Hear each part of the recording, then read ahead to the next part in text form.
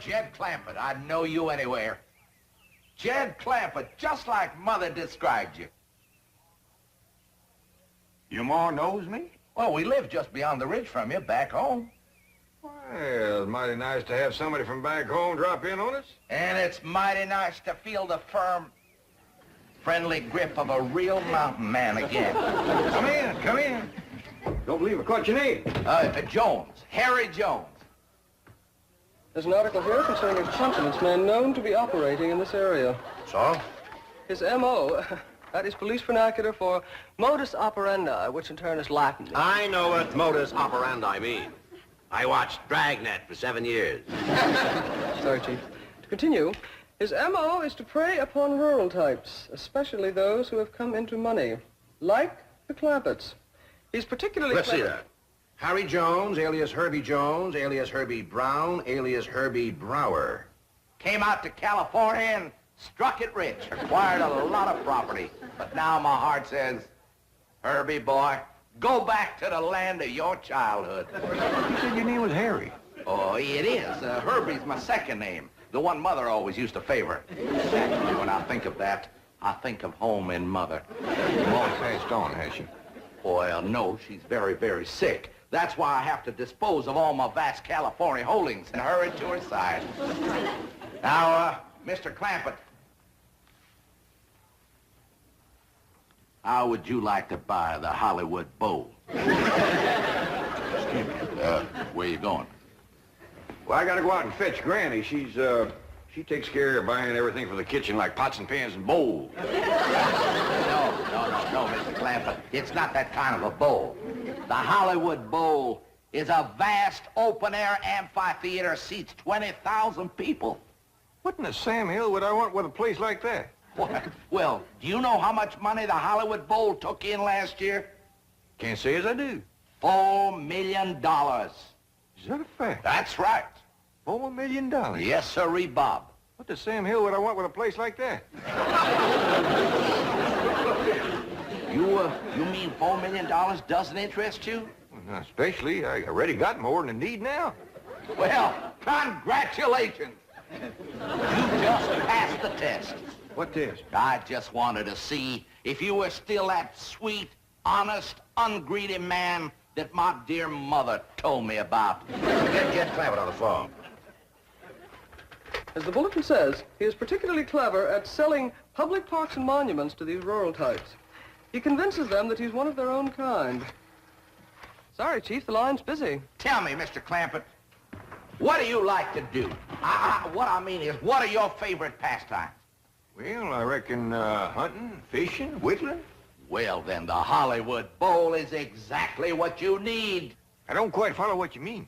Well, let's take whittling, for instance. You know there are 20,000 wooden benches in that place? And if you get tired of whittling, you just turn on the water, fill her up, throw in a few trout, and you've got the best doggone fishing hole you ever saw. What about hunting? Hunting? Why, in those hills surrounding the Hollywood Bowl, especially on Mulholland Drive, you'll find more wolves up there than you'll find in any place in this here country. What do you know about that? Jed, where are you? We're in here, Granny. Jed, can you get the top off of this? Oh, I didn't know we had company. Mr. Jones, this here is, Of course. Granny, I'd know that face anywhere. Mr. Jones is from back home in our part of the country. His family used to live beyond the ridge from us. Jones? Jones. I recollect a family of Joneses that lived beyond the ridge. That must have been They was horse thieves. different Jones. Yeah, I reckon so. Yes, I remember Mother always used to say, we must be twice as good to make up for the bad Joneses. Mr. Jones here is wanting me to buy the Hollywood Bowl off him. Hollywood Bowl? Hollywood Bowl? And this must be the young lady I've heard so much about, the lovely Ellie Mae. Me? Why, the stories I've heard about you, my dear, don't do you justice. You have a much more mature beauty than I expected. Me? Why, you won't stay unmarried long in Beverly Hills, my dear. I'm surprised some handsome young movie star hasn't already claimed you for his very own. Me? Mr. Jones. him. I'm gonna tell him, Granny. Just let me take my time. Mr. Jones, this here is my cousin, Pearl Bodine. I'm charmed to make your acquaintance, my dear. Miss Bodine. It's Mrs., but I'm a widow. Pearl, you seem to know about Hollywood Bowl. Oh, yeah, Dad, I heard about it. It's where they have all that open-air music and singing. Pearl here is right gifted at singing and playing and yodeling. Oh, Jed, I ain't neither. You are so. No, I ain't. Why, you sure are. I ain't. Let her win, Jed. For once, she's right. Mr. Clampett, if I may, as owner of Hollywood Bowl, I become an expert judge of musical talent. And I wonder if I might hear Mrs. Bodine perform. Well, I could yodel for you. Cut loose, Pearl. Oli, oli, ooh, oli, oli, ooh, oli, oli, ooh. Yeah, there's no question about it. That voice belongs in the open air. Theater. Where 20,000 people can listen and enjoy it. 20,000 people would pay to hear me? Why, my dear, they would fight for the privilege. How much you reckon they'd pay? Oh, I'd say at rock-bottom prices, at least $5 a head. 20,000 at $5 a head? That's $100,000 for only one night. Jed, did you hear that? I sure did, Pearl. Mr. Jones, looks like you got yourself a deal. Your troubles is over. You mean it? Yes, sir. With a moneymaker like Pearl singing and yodeling for you, you won't have to sell your Hollywood Bowl. I won't.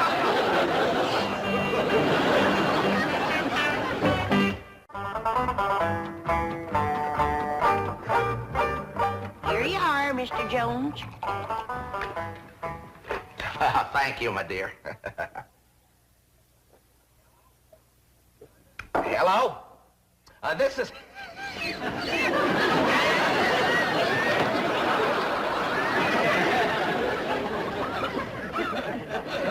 Did Mr. Jones call his lawyer yet?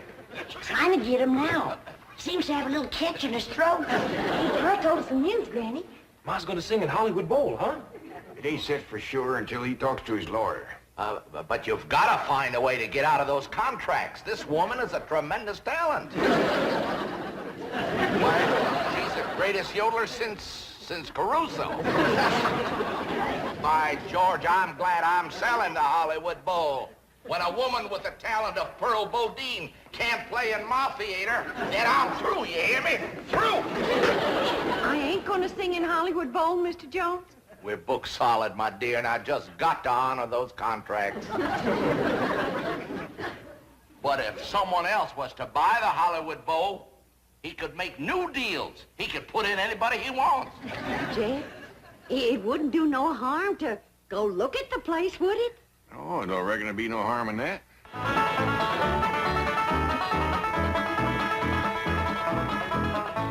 gonna throw in all these buildings as part of the deal. Won't cost you a cent. Now, you'll notice the trees are all in A1 condition. Solid wood, every one of them, and loaded with sap, too. This here is the famous traveling sidewalk. Takes you right up the hill with no effort on your part. Just stand still and ride. Gives you a beautiful view of Hollywood Bowl. Now, isn't this wonderful? Saves wear and tear on the shoe leather. And this is just one of the features of this wonderful investment you're making, Mr. Clampett. Come right along with old Honest Hank. Well, what do you think of that, Granny? Just like city folks, too darn lazy to even walk.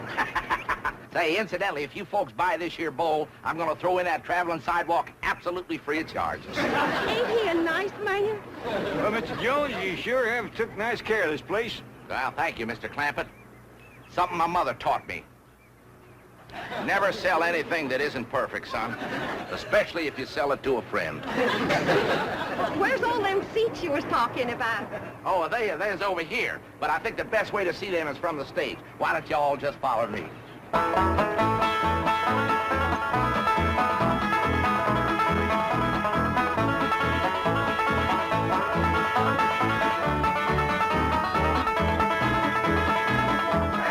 there are your 20,000 seats. Land of mercy.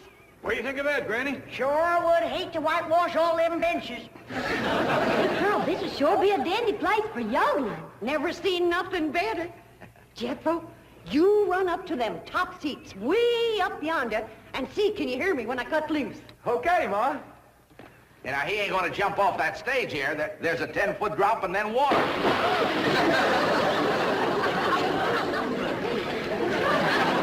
Nice to beat, Jethro.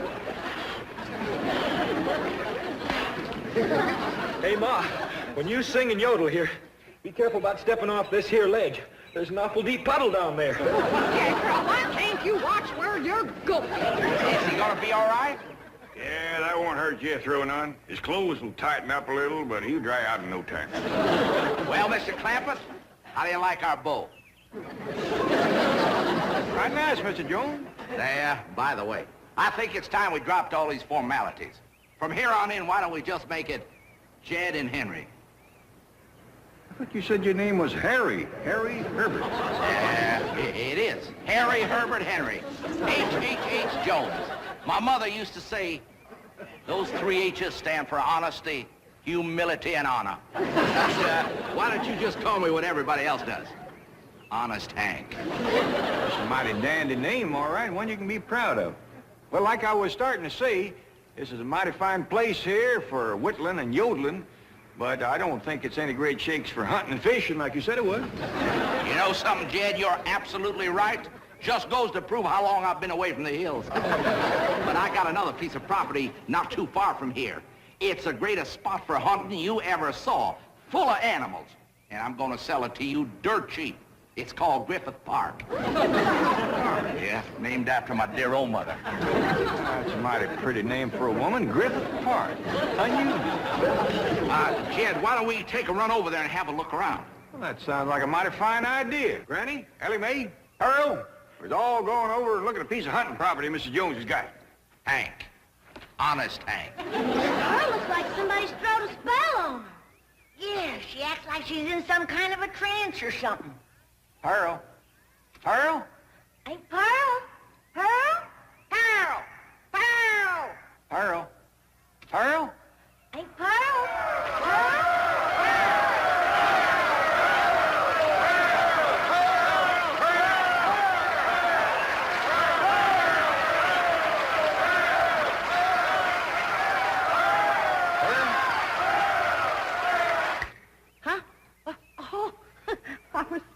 I was daydreaming. We's all going over to look at another place called Griffith Park. Does that mean you've decided against this one? No, I ain't decided nothing yet, Pearl. Come on, everybody, let's go.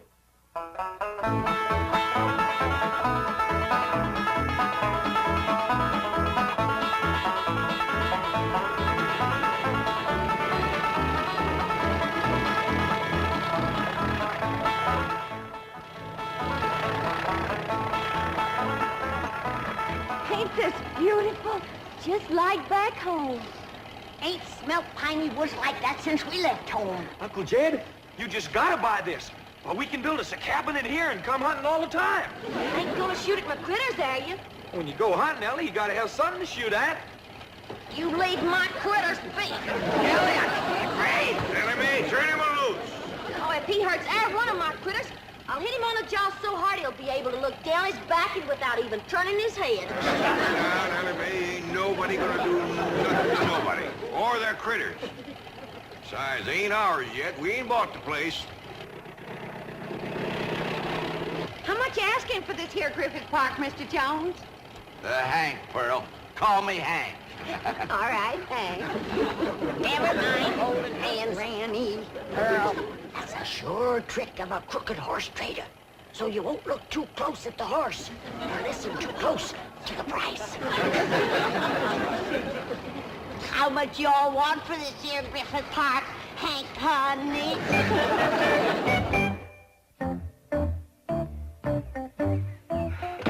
Not a sign of anybody inside the house.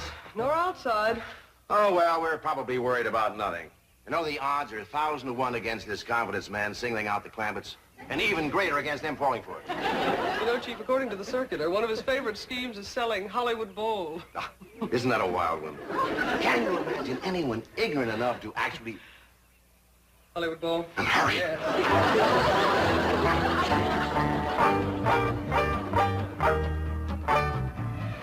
Well, Jed, you old hound dog, what do you think of my collection of critters? I ain't never seen nothing like it in all my born days. Granny, how about that? If that don't beat all, a jackass with stripes.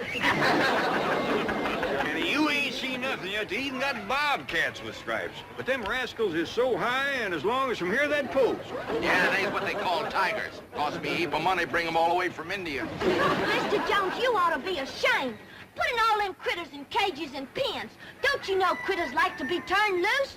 Now, you simmer down, Ellie. The only reason I put them in pens and cages so your pa could look them over, see what he's buying. I didn't want to have him go traipsing all through the brush. Very nice of a minute, Ellie Mae. Well, I reckon. But turn them loose quick as you can. Yeah, I will, Ellie. That's a wonderful girl you got there. As a matter of fact, you got a wonderful family. My kind of people, as Mother would say. Anybody seen Jethro? Jethro? It's awful hard to keep track of him amongst all these animals. I didn't mean that the way it sounded. Of course, Jethro's a good-looking boy. Well, why shouldn't he be? His mother's so beautiful. Well, I'll be doggone. Ain't they funny-looking little fellers? Yeah, I don't blame you for staring. I told Ma I looked funny in a necktie. That wild daughter of yours has jumped in with them bars. I seen her. She's in there with them big varmints coming on quick. Sure have been a hankering to meet up with you fellas. Pa says when his pa was a boy, there's lots of you fellas in the hills back home. But by the time I come along, you'd all gone away. Sure do like you. You're so nice and soft and furry. You're friendly, too. When my pa buys this here Griffith Park, I'll take you home with me. There's a heap more room there to roam around than you got here. There's some nice big trees for you and me to climb.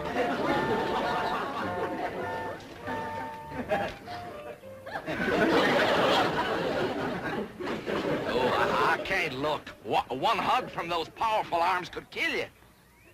Don't squeeze too hard, Ellie Mae. Mr. Jones is worried you might hurt his buyer. Get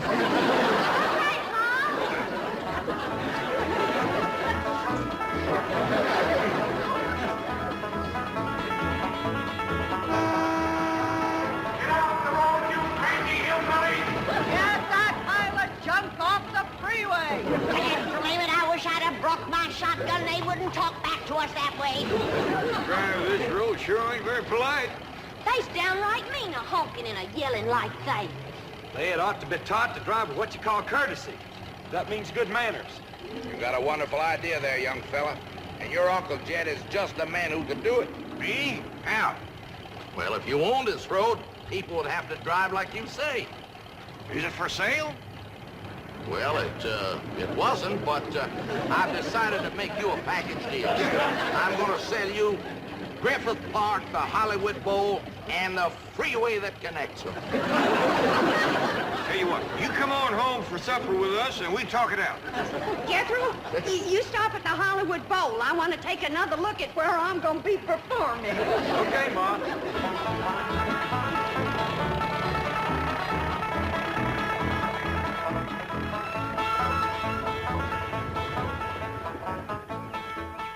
Jed, you and Mr. Jones go on inside and talk out your business. Jethro and Ellie Mae and me will be back directly.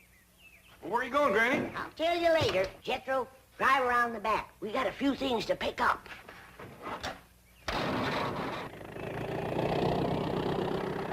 Wonderful little woman. Reminds me for all the world of my sweet little, gentle, gray-haired old mother.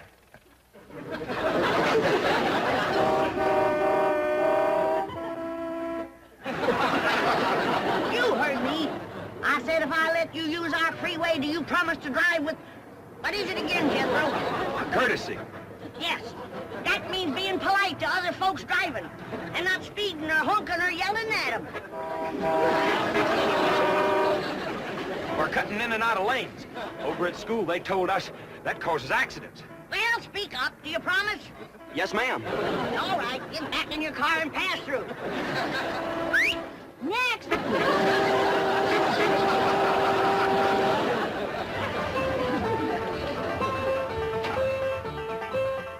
Mr. Clampett, I hope we're not too late. We'd have been here sooner, but we had to avoid the freeway. There's an unbelievable jam-up. That Mr. Jones is a crook. I hope you didn't give him no money. Ah, Pearl, I didn't give him no money. Well, where is he? Inside. And you know something?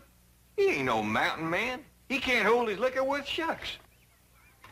Mr. Clampett, how would you like to buy the city of San Francisco? See what I mean? And he didn't have no more than half a jug.